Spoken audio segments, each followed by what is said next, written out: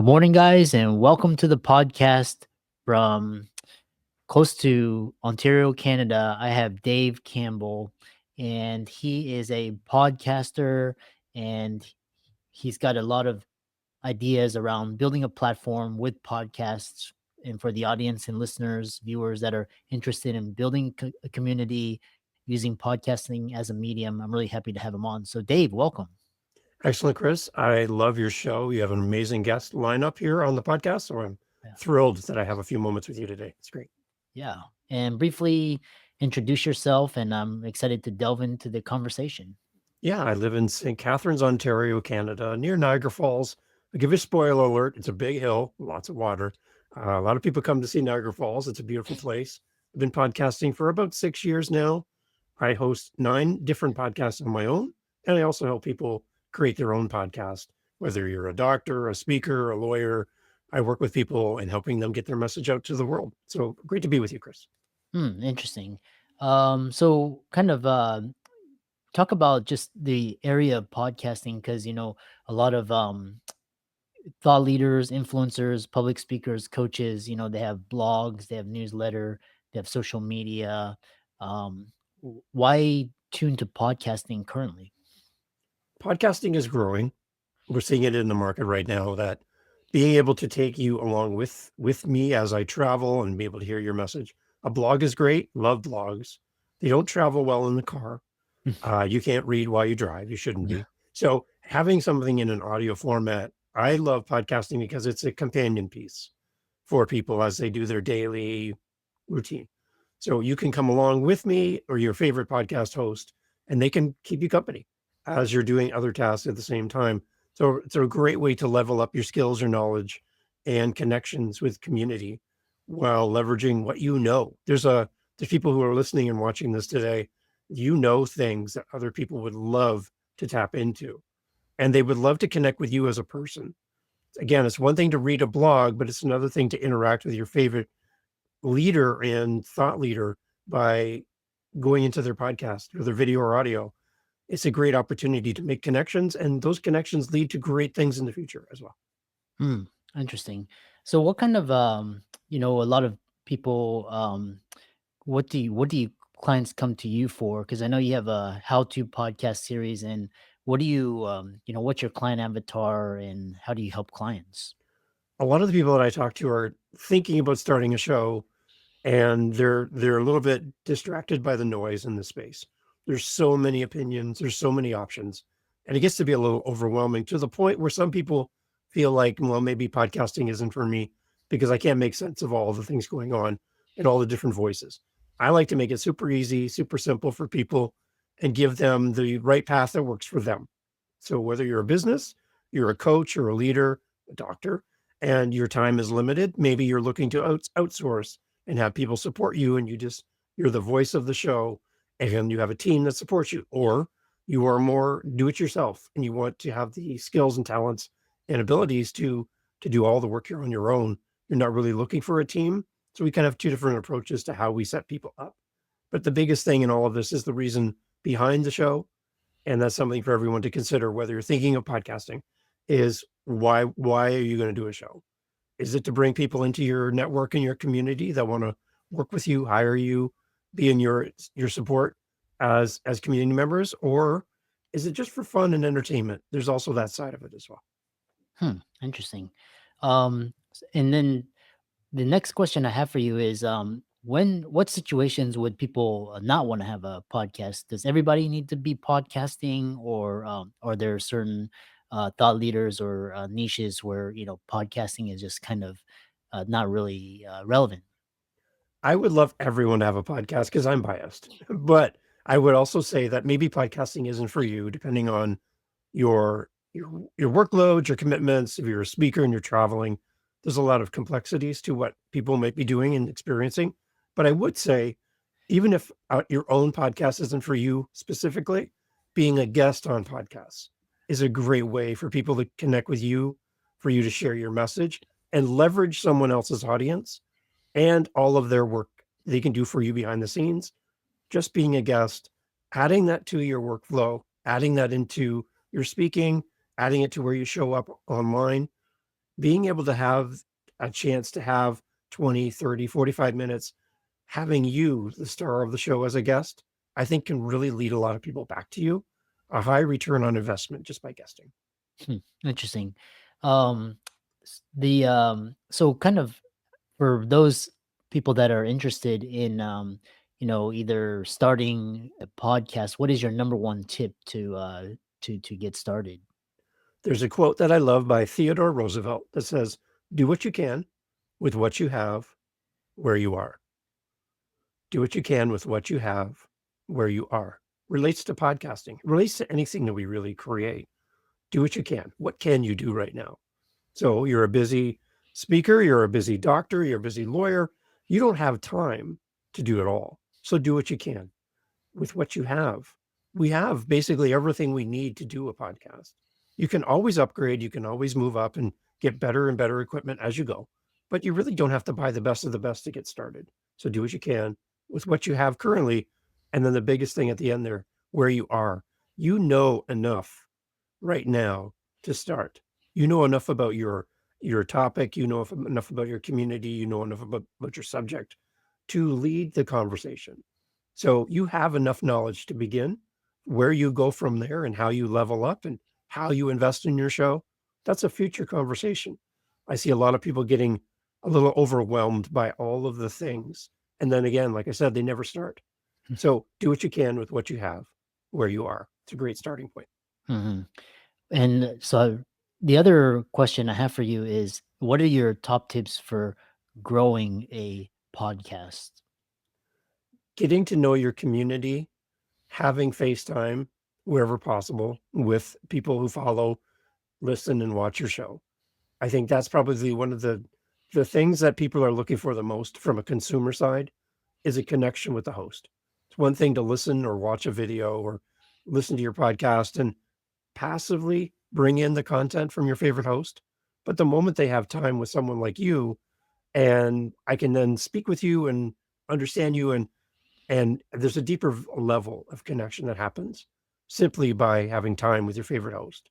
So wherever that fits into your schedule, whether you do that from stage, you do it after you speak, after you come off stage, but your podcast is that underlying foundation that continues to build community for you while you're doing other things. So I really love that. So my biggest challenge for anyone thinking about starting a show is to what end? Like, what is the end result? What are you looking to do? If it's to build community around your message, then create space in your day, in your calendar to talk and spend time with the people, just like you would when you come off stage and there's people gathered around for a few minutes of your time after your keynote. This is what podcasting is. It's you stepping off stage after a keynote and investing in your community that have gathered around you. That's a great visual to kind of keep in mind when you start your podcast. Interesting. Um, w- the other question is, when you talk about community, what are some other ways to grow your podcast, like in terms of metrics? Like, is it social media? Is it an email list? Is it a newsletter? Is it like followers, listeners, downloads? Which of these metrics is important to pay attention to? They're all of them. All of them are important. I would say when people come to me and say, how can I grow my show? I always want them to define the word grow. What does that word grow mean for you? Because grow can mean numbers. Obviously, more people who listen, the better. But grow could also be the depth of connection. So I have a listener who comes and listens to my episode, but then goes and listens to more episodes. So they can grow in the depth of the catalog of what I put out there, grow in the depth of communication and connection, where now I've actually gone from a passive listener to an active community member. So my approach to podcasting is I want people to come and listen passively, and then I want to have them somehow raise their hand and say, "I listen to your show." That's a great step. And from there, how can I reach out and touch them, talk to them, and have a conversation with them? And then the last part, how can I get my listeners to talk to each other in community? Just again, let's go back to the keynote. There's a people gathered there to listen to a great keynote. After the keynote's over and the speaker leaves, people are milling around talking about what just happened. That's community. And I think in podcasting, if we can build a place where people can meet each other as fellow listeners, as fellow viewers, I think that's a beautiful base to build something from right there. Interesting. And so, when you talk about, it sounds like, what do you, is it, particular, call to action? Is it a sign up for a newsletter? Is it sign up for an email list? How do you get people to raise their hand and get to the next step? One of the things I started right off the bat, well, there's two.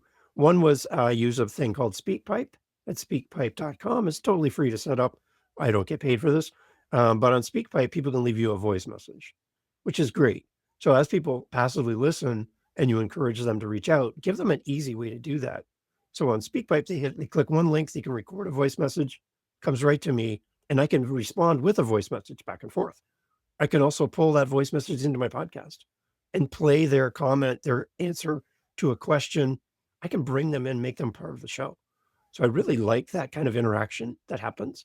So that's one thing. And the other one is I use Buy Me a Coffee, which is just a way for the audience to give back. Now, whether you use that money to help support your podcast, or maybe you don't need that. Maybe you can take the donations and the sponsorship that comes in from listeners, reinvest that into maybe someone in your community who could really use some help. And then tell your audience, listen, because of your kindness, we were able to take the money that's coming this year. We were able to help a family in need this year because of you. We don't really need the money here on the show, but I want to say thank you for your kindness. Any way you can get your audience to interact with you, voice messages, donating to the show, those are all things that can be a community building aspect to your podcast, which will help people self identify as a listener and then get involved as well. Interesting. The other thing is, with a lot of these communities, safety is very important. And what sort of guardrails do you use to promote podcast community safety and have the community thrive? One of the other things I've done is recently, about a year now, I've been doing it. It's on meetup.com. I host twice a week a podcaster meetup where we get together with podcasters from around the world and we help each other. It's a community. It's listeners of the show and people who have never heard my show, which makes me happy because there's potential for a new listener there. But we get together, we support each other, we help each other with each other's podcasts, we answer questions, and we do podcasting in community. So often as creators, we do a lot of things in a vacuum on our own, and the motivation to continue takes a little effort for us to show up and do the thing. But the moment you work in a group, in a community, you have all these people cheering you on, supporting you, emailing you off our meetups and, doing life together. And I think that's really amazing and that's really important. So for that meetup group, I'm very careful on who comes in the group, who's adding value. Sometimes I have had people who want to come in and take from the group. They want to promote, they want to promote. They don't want to give. So one of my first questions I ask everyone who's interested in that meetup group is, what are you willing to give to this group by joining up? You're going to gain knowledge. You're going to gain connections. That's great. But what are you coming to give to the group? I think that's really important. Interesting. So, talk about just, podcaster basics, as a, because a lot of, guests, on the show, or sometimes they have, or they're like poor internet, or talk about some basic, uh, you know, etiquette for podcast guests. For guests, I would say to understand the show that you're going on. So before we hit record, I asked quickly, like, tell me more about your audience. I want to know who we're talking to so we can frame our questions and our answers to support the listeners and the viewers that are participating today. I think it's really important to have a conversation that ignores the audience. Doesn't bring a lot of value to the people who are going to experience this later. So let's know who we're talking to up front. So for me, I do pre-interviews with all my guests, and we talk about the show. We talk about what we want to cover on the show, and then we kind of build a bridge together. I really like that. Whenever possible, it's a great little tool. So I like to understand the audience. I like to understand where we're going with the podcast and bring value in every step. And what I always encourage my guests when they come on is to remember there's one more person here. There's yourself, there's myself, there's one other person, and they're going to experience this live in the moment or later on. And how do we bring them into the conversation? so they don't feel like they're a passive observer, but they're actively part of the conversation. Anytime you can do that, I think elevates your conversation and brings value to the person who we don't see, who's really going to enjoy this conversation later. Interesting.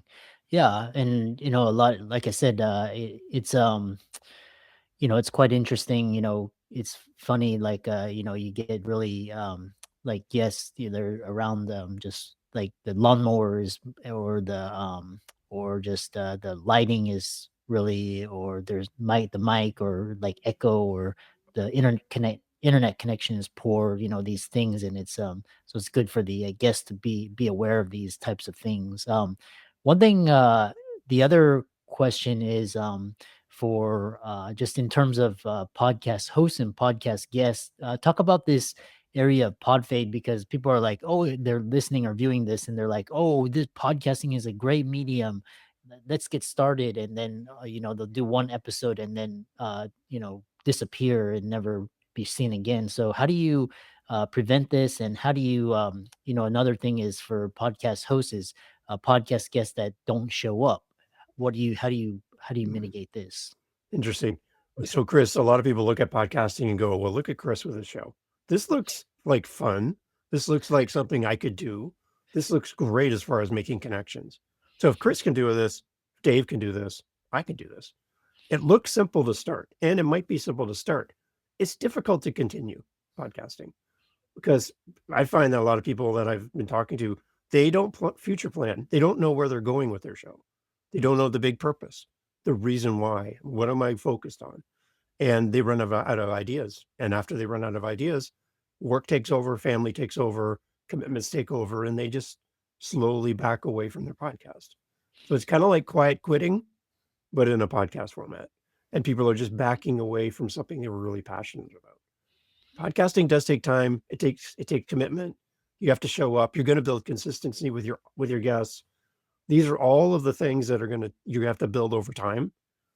And the only way to get there is to simply keep recording, keep moving forward, and exercising and growing. Just like a speaker on stage, again, keynotes. You're not just going to jump on stage for the first time and nail it. You're going to take you a few times to find your rhythm, and you got to keep keynoting into the future. You can't just do it once and wipe your hands and I'm done. You're going to have more opportunities in the future. So you got to keep moving forward.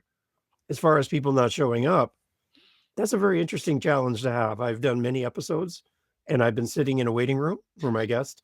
It does happen and it's unfortunate, but at the same time, I try to treat all my guests with the humanity that there are things that happen. Something happens and sometimes it's out of our control. So I always default to the best intentions of my guest, that for some reason it didn't happen.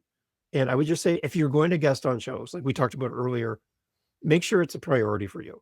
Show up, understand the audience, understand your message, and deliver your best for the listener and support the host. That's super important as a guest. Yeah. Yeah, really. And, so to, conclude, talk about how people can find you and your podcast and your community, how they can connect with you and follow you and, reach out to you and listen to you. Excellent. Well, I do have 9 different podcasts that I host. So let's narrow it down to one because that's a lot to choose from. The How to Podcast series at howtopodcast.ca. So I'm in Canada. Howtopodcast.ca. Simple to find. Would love for you to come and check it out. We have guest co-hosts come on the show. They share their podcast journey. We have solo episodes, teaching episodes, and we're all here to help each other to grow your show, become a podcaster, and share and build a community around what you do. So I'm really glad, Clarissa, to be here with you on your show. I love your guests. I love what you do. And I just want to encourage you to keep going with your show. It brings you great value as a listener. I really enjoy it. Excellent. Thanks so much for coming on, and I really enjoyed this, conversation. Thanks, Chris.